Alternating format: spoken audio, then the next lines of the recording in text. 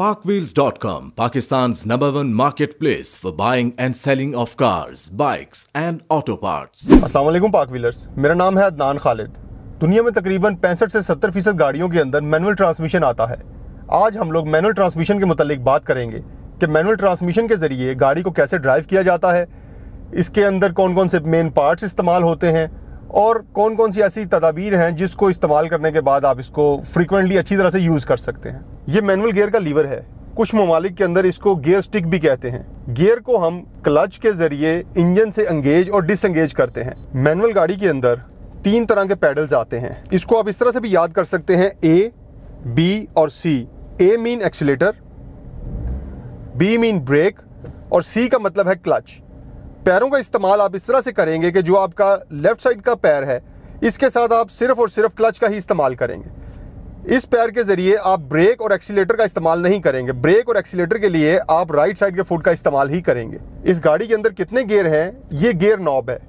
इस नॉब के ऊपर ये लिखा हुआ है कि इस गाड़ी के अंदर कितने गियर हैं। इस गाड़ी में टोटल रिवर्स को मिला के 6 गियर हैं। गाड़ी को स्टार्ट करने से पहले आपने इस बात की तसल्ली करनी है कि गाड़ी का गियर एंगेज तो नहीं। फॉर एग्जांपल, गाड़ी का गियर एंगेज कैसे पता चलेगा आपको? आप इस गाड़ी न्यूट्रल नहीं है, इस वक्त गाड़ी किसी गियर में है।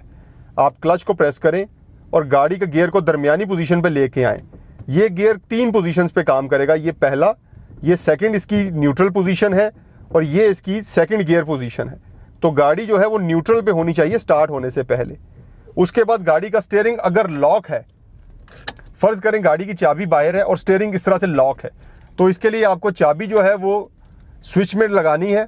उसके बाद स्टीयरिंग को हल्का सा राइट साइड पे क्लिक करें और चाबी को घुमाएंगे तो स्टीयरिंग लॉक खुल जाएगा। उसके बाद गाड़ी की जो है उसको आप स्टार्ट करने से पहले गाड़ी को आप चेक कर लेंगे गाड़ी न्यूट्रल है और उसके बाद गाड़ी को आप सेल्फ मारेंगे। गाड़ी को चलाने के लिए सबसे पहले आप क्लच को प्रेस करेंगे पूरी तरह से। उसके बाद पहला गियर लगाएं। राइट साइड का जो पाँव है उसके साथ ब्रेक को प्रेस करें और जो आपकी हैंड ब्रेक है, हैंड ब्रेक को डाउन करने के लिए जो लीवर है उसको ऊपर की तरफ खींचें और इस बटन को क्लिक करेंगे तो हैंड ब्रेक रिलीज़ हो जाएगी। ब्रेक को प्रेस इसलिए करेंगे कि अगर गाड़ी किसी ढलवानी सतह पे खड़ी होगी तो आगे या पीछे की तरफ मूव नहीं करेगी, ब्रेक के ऊपर आपका पाँव है। अब आपने आहिस्ता आहिस्ता से एक्सीलेटर को प्रेस करना है और कोशिश करेंगे जो एक्सीलेटर की आरपीएम स्पीडोमीटर है इसको कम से कम 1500 पे ले जाएं। अगर आप बिल्कुल नए यूज़र हैं तो 1500 के ऊपर इसको कंटिन्यूसली रखना आपके लिए मुश्किल होगा। अगर 1500 से 2000 के बीच में भी ये जाता है तो कोई मसला नहीं है।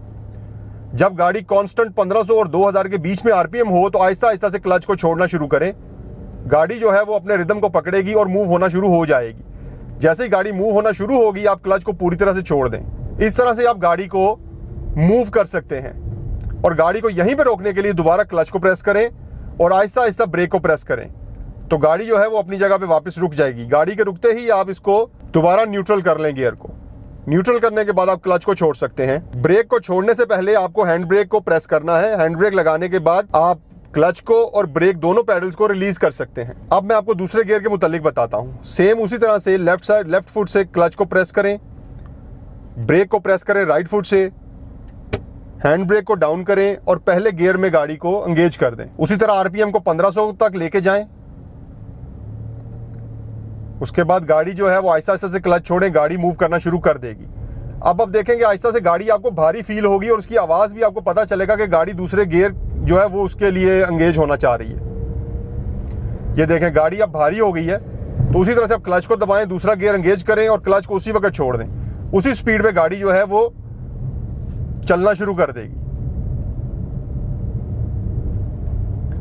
इसी तरह से जैसे ही आप स्पीड को बढ़ाएंगे और गाड़ी की जो है वो रेशो बढ़ेगी गियर्स की, तो आपको तीसरा गियर भी एंगेज करना पड़ेगा। अब जो है वो गाड़ी तीसरे गियर में तकरीबन 40 से 45 किलोमीटर की स्पीड पे जा रही है। जैसे ही आपको गाड़ी को आहिस्ता करना पड़ेगा आपको उसी तरह से गियर डाउनवर्ड मूव करने पड़ेंगे सारे।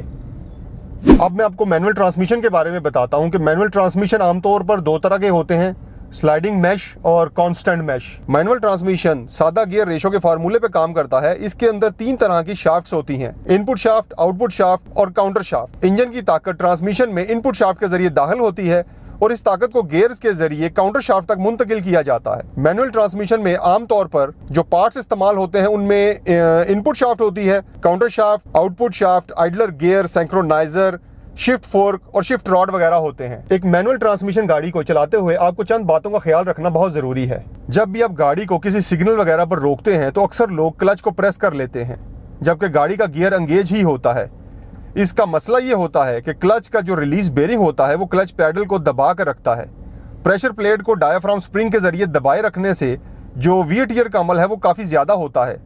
अगर आप क्लच पैडल को रिलीज़ कर देंगे तो बेरिंग प्रेशर प्लेट को दबा कर नहीं रखेगा, जिससे वियर टियर का अमल नहीं होगा।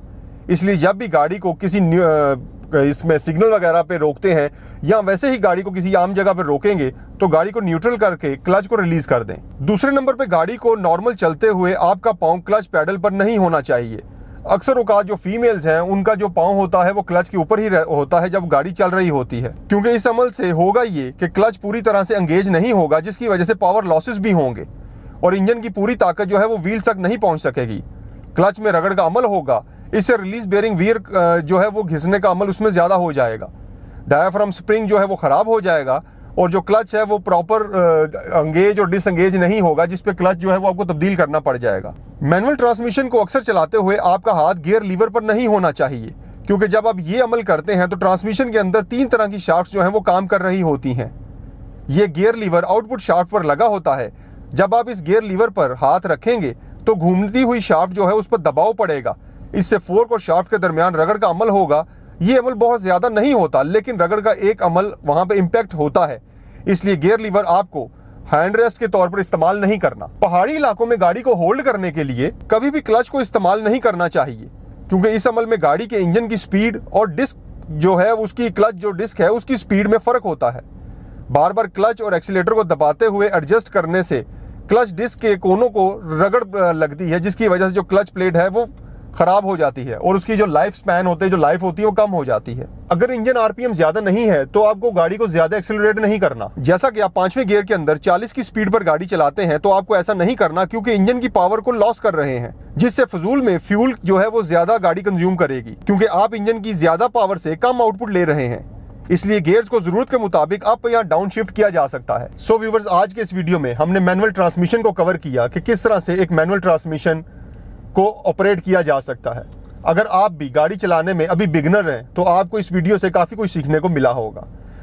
अगर आप भी गाड़ी खरीदने में इंटरेस्टेड हैं तो अभी पार्क व्हील की ऐप को डाउनलोड करें, जिससे आप लाखों गाड़ियों को एक्सप्लोर कर सकते हैं। यूज्ड कार सेक्शन से अपनी पसंद की गाड़ी को पसंद करें और इस बात को कंफर्म कर लें कि गाड़ी खरीदने से पहले आपने पार्क व्हील की कार इंस्पेक्शन सर्विस से इस्तेफादा लाजमी हासिल करना है। हमारी कार इंस्पेक्शन की टीम आपको 210 पॉइंट्स के ऊपर एक कॉम्प्रिहेंसिव रिपोर्ट बनाकर देगी, जो आपको गाड़ी की खरीदारी में काफ़ी मददगार साबित होगी। अभी नीचे दिए गए हुए लिंक के ऊपर क्लिक करने से या नीचे दिए गए हुए नंबर पर कॉल करने से आप अपनी अपॉइंटमेंट बुक करवा सकते हैं।